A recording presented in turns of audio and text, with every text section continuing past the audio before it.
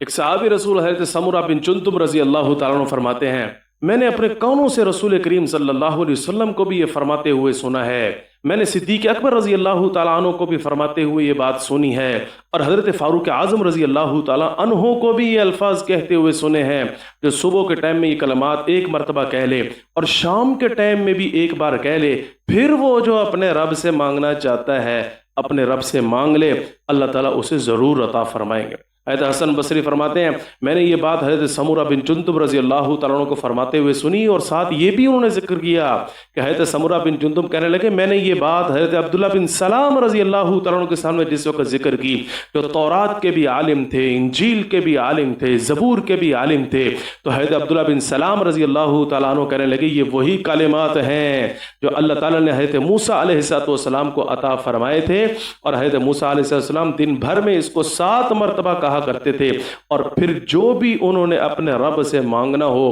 وہ مانگا کرتے تھے، اللہ تعالیٰ ان کی حاجت کو پورا کیا کرتے تھے۔ ہمیں بھی اس بات کی کوشش کرنی چاہیے کہ اگر تو اس دعا کو صبح اور شام پڑھنے کا آپ اہتمام فرما لیں، زندگی بھر کا معمول بنا لیں، اور پھر اس کے بعد اپنی اولاد کے لیے، اپنی بیویوں کے لیے، اپنے بچوں کے لیے، اپنے فیوچر کے لیے، اور جس کے لیے بھی، جس مقصد کو حاصل کرنے کے لیے آپ دعا کریں گے، اللہ رب العزت کی ذات کے اوپر بھروسہ، توکل، یقین رکھتے ہوئے انشاءاللہ العزیز حق تعالی شانہ آپ کی وہ مراد بھی ضرور پوری فرمائیں گے۔ الفاظ یہ ہیں، اللہم انت خلقتنی،